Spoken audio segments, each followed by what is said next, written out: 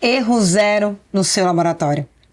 Imagine-se no coração de um laboratório de análises clínicas, onde cada amostra de sangue, urina ou qualquer material biológico é uma peça crucial para o diagnóstico de doenças. Agulhas perfuram nossas veias, os tubos são etiquetados, as máquinas zumbem o tempo todo. Tudo em busca de respostas. Aqui não há espaço para erros. Cada deslize que a gente cometa pode afetar a vida de um paciente. Altera um tratamento e, na pior das hipóteses, pode até mesmo custar a vida dele. É como um quebra-cabeça muito delicado e que cada peça ela deve se encaixar perfeitamente bem. Bem-vindo ao mundo da bioquímica clínica, que é justamente onde a precisão nesses resultados, desses exames, vai ser a nossa bússola. E justamente o erro zero, ele tem que ser aí o nosso mantra diário. Mas o que seria então esse erro zero? Não é apenas um termo técnico, é na verdade uma filosofia de trabalho. É a busca incansável pela excelência, a promessa de que cada resultado que a gente libera, ele vai ser impecável. Imagine um médico confiante, olhando para um laudo, sabendo que ele pode tomar as decisões dele com base naqueles números que você está liberando, que saíram ali daquelas máquinas.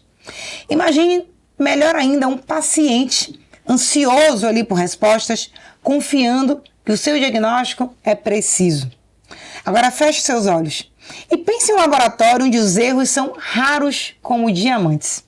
Onde a equipe ela é totalmente treinada, né? Praticamente como se fossem atletas olímpicos, né? Onde os processos são super afinados, como se fossem verdadeiras sinfonias. Esse com certeza é o laboratório que todos nós desejamos. E é por isso que estamos aqui hoje. Então, ajuste os seus óculos, prepare-se para anotar e embarque nessa jornada, porque a partir de agora, o erro não é uma opção.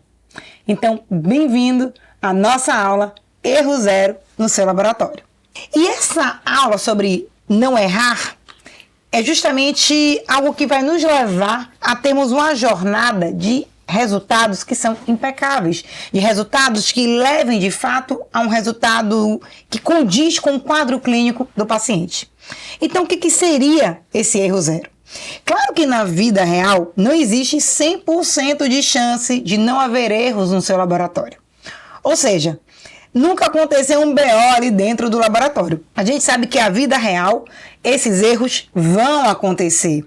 Mas a gente quer que minore cada vez mais o número de erros que acontecem dia após dia quando a gente está trabalhando. Quantas e quantas vezes você não tremeu aí nas bases com a sensação de insegurança, se liberou um resultado errado ou não? Quem nunca ficou com medo? Quem nunca teve essa insegurança?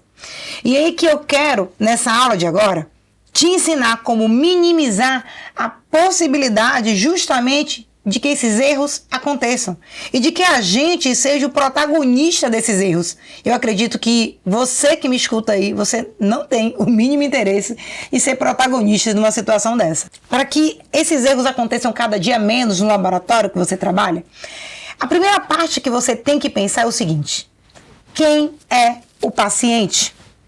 Por que ele está fazendo esses exames? Essas perguntas que fazem parte da anamnese, muitas vezes a gente acha que não vai dar tempo, porque o trabalho ele é muito célere. Você precisa da dinamicidade dentro da sala de coleta ou no momento de um cadastro para que mais e mais pacientes sejam atendidos com certa brevidade. Eu sei que todo laboratório preza por essa rapidez, até porque o paciente quer isso também. Só que uma coisa a gente não pode esquecer: essas pessoas não são robôs, são vidas.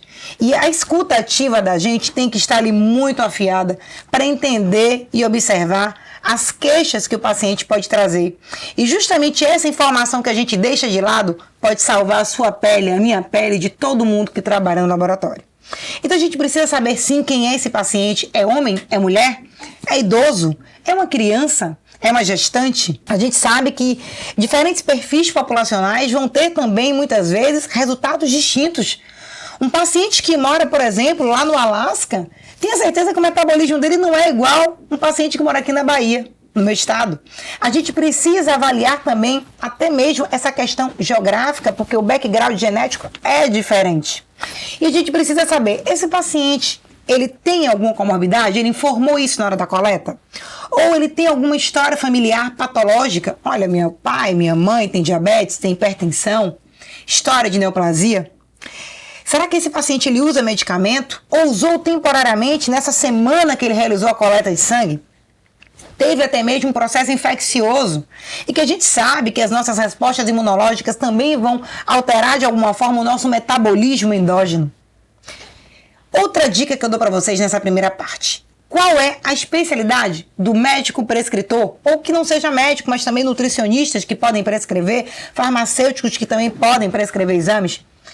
Caso seja um médico, olha a especialidade. É um nefrologista, um hepatologista, um cardiologista? Isso já dá ideia pra gente. Por que o paciente procurou essa especialidade? Será que ele está tendo alguma queixa clínica? Então você já espera encontrar alguma alteração laboratorial nesse perfil de exames que está associado com essa especialidade clínica. Então fique atento a essa informação também. Além disso, quais tipos de exames foram solicitados?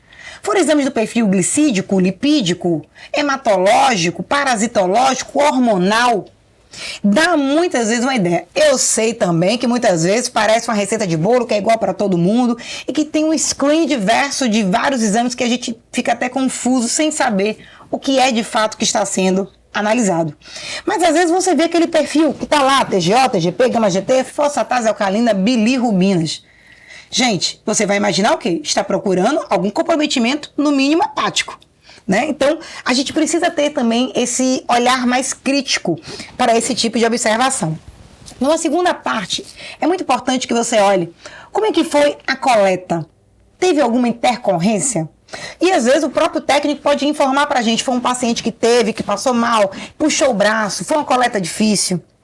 Aí depois que aquela amostra entra na área técnica, será que ela teve o tempo correto de retração do coágulo? Eu sei que no plantão, por muitas vezes, pela pressa, a gente não quer deixar lá os 15 minutos, aquele tubo na vertical esperando para o sangue formar o coágulo, retrair, a gente poder centrifugar. Eu sei que você, eu, todo mundo já passou por essa situação. E depois a gente vê que a amostra fica como? Hemolizada, com muita fibrina, e acaba interferindo no resultado. Então a gente tem que, inclusive, quando colocamos a amostra dentro de uma centrífuga, a gente tira aquele tubo, a gente tem que olhar, tem fibrina? Está hemolizada? É uma amostra que está muito lipêmica? Tem icterícia? Essas informações ajudam muito a gente na hora que a gente vai encontrar um resultado alterado e a gente já imagina pelo aspecto da amostra que tipo de alteração a gente pode estar encontrando. E isso acaba evitando que você faça repetições e repetições cada vez mais desnecessárias. Você não pede recoleta para confirmar numa nova amostra. Porque você já está vendo que aquela amostra ela tem um aspecto que já nos leva a raciocinar frente àquele achado alterado. Além disso, muito importante dentro dessa área técnica, você checou os reagentes em uso? Quantas e quantas vezes a gente pode pegar um reagente que foi contaminado, que a gente não olhou, mas estava vencido. E aí, claro, ele não vai ter mais a mesma acurácia, a mesma capacidade de dosar, de identificar um parâmetro de forma fidedigna. A gente precisa descartar. Ah, mas você não sabe como é trabalhar em serviço público? Às vezes a gente tem que trabalhar com reagente vencido. Isso não existe. Trabalhar com reagente vencido não é garantia de nada. Ah, mas eu realizei o controle de qualidade. E como é que está esse resultado do controle? Você de fato sabe avaliar? Importante informação que a gente precisa ter. A manutenção da sua máquina. Você faz essas manutenções diariamente? Semanalmente? Semestralmente? Vamos, né, mensalmente, anualmente? Como é que está, na verdade, a periodicidade dessas manutenções? Se a sua máquina não está funcionando bem, aquele resultado também não vai estar representando de forma fidedigna o que o paciente tem. E aí a gente tem que pensar, além do controle, será que você sabe olhar o gráfico de Lieve Janes? Olhar se, o controle entrou, esse controle está dentro ali de 2 desvios para cima ou para baixo? Tá ok, não deu flag na hora que passou na máquina, mas será mesmo? Você olhou o gráfico de Lieve Janes para saber se estava tendo tendências? Se de fato está desrespeitando, infringindo alguma das regras que a gente precisa aplicar algumas delas no nosso ali dia a dia? Pois bem, eu sei que nem todo mundo aplica e muito menos até conhece. Outra coisa, o que fazer justamente quando esse controle interno não entra? Né? Como é que você vai agir ali dentro frente a essa situação? Vai passar batido, fingir que não viu e colocar a amostra do seu paciente para dosar ali? Não podemos fazer isso, né? Além disso, durante a rotina, podem acontecer intercorrências. Você sabe lidar com essas intercorrências?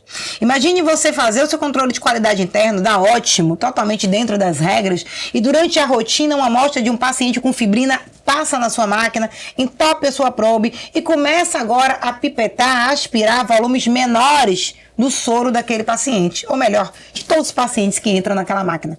Com isso, o que acontece? Resultados falsamente diminuídos. Então a gente precisa saber como raciocinar frente a essas situações. Você tem um bom raciocínio clínico? E é aí que vem o meu método PMG na mentoria BCP. O método PMG significa prática multidisciplinar guiada, que é justamente o aluno vem com a dúvida, uma questão, um problema. Eu faço as perguntas, obtenho as respostas, dou a direção do que fazer e como fazer. Então, para isso, eu me baseio em 3 pilares que eu digo que são super importantes e é por isso que eu quero também compartilhar aqui com vocês. Primeiro, conheça o paciente e a doença que ele tem. São informações preciosas que eu falei aqui no início da aula que você precisa saber. Será que essa pessoa não toma anticoncepcional por via oral? Será que essa pessoa está usando o chip da beleza? Será que está usando um anabolizante? Enfim, são tantas e tantas informações que a gente pode utilizar a nosso favor. Será que é um paciente fumante? Será que é um paciente que fez bariátrica? Enfim, esse é o primeiro ponto do pilar. Conhecer o paciente e se ele tem alguma doença de fato. Segundo ponto, conhecer os biomarcadores laboratoriais e a sua cinética. Eu sou a rainha da cinética. Pronto, falei. Tenho que dizer. Por quê? Quem chega lá no BCP, na minha mentoria, sabe que eu sempre vou falar da cinética dos biomarcadores. Quando é que essa enzima aparece? Quanto tempo ela fica no nosso sangue? Quando ela vai desaparecer? Vai ser degradada? E muitas vezes eu sei que vários profissionais querem que tudo venha casadinho. A ureia, a creatinina, o TGO, o TGP, e não entende que esses biomarcadores têm cinéticas completamente diferentes. Então, é o segundo ponto super importante, que é um pilar dessa metodologia. E por fim, o terceiro ponto, raciocinar clinicamente de forma multidisciplinar a partir desse compilado de informações. O paciente, ele não é um pedaço. O paciente é um corpo inteiro. A gente precisa coletar todas essas informações para a gente dar um veredito final e conseguir raciocinar frente àquele achado laboratorial. Então, um paciente, por exemplo, com comprometimento hepático grave, eu vou te dar aqui de exemplo. Um paciente que tem uma doença hepática grave, crônica. Eu não posso somente olhar essas enzimas do fígado. Você concorda comigo? A gente tem que olhar marcadores glicídicos, lipídicos, proteicos, hormonais, marcadores envolvidos com a coagulação, avaliação de toxinas, vitaminas e sais minerais, hormônios tireoidianos. Aí eu lhe digo, quem está olhando isso hoje? Quase ninguém. Então, como chegarmos a essa filosofia do erro zero? Aplicando na prática esses conhecimentos, treinando a equipe, capacitando-se continuamente. Você, seja gestor, analista clínico, sênior, júnior, técnico, não interessa. Mantendo-se sempre atualizado. Despertando sempre dentro de você o espírito de líder, mesmo sem você ser o líder, o gestor. Tenha esse sentimento dentro de você. Veja o laboratório como se ele fosse seu. E saiba também identificar os erros das distintas fases, pré-analítica, analítica, pós-analítica. Tenha manuais padrão que possam servir de referência sobre como fazer o que deve ser feito. Não basta entender tudo isso. Você precisa de um acompanhamento para executar. Então eu tenho uma oportunidade única aqui para você se tornar justamente esse profissional que faz parte intrínseca dessa filosofia. Um mestre, na verdade, na bioquímica clínica. Mas por que bioquímica clínica? Porque tudo começa com esses exames. Ninguém parte para um exame de um marcador tumoral, ninguém parte para investigar uma leucemia, um linfoma de cara. Se você for olhar, os exames bioquímicos são vários e a gente precisa raciocinar com todos eles para chegar a uma interpretação final. Então eu te convido a conhecer a minha mentoria BCP e te convido para que você seja um protagonista da sua própria vida, um protagonista dentro do laboratório. Seja muito bem-vindo. Pode nos procurar, entra no nosso site e conheça, porque eu tenho certeza que a virada de chave ela vai chegar para você também, assim como aconteceu comigo. Ah, e eu já estava esquecendo de te dizer algo de suma importância. Você pode e você merece ser um profissional de excelência, bem pago e reconhecido por isso.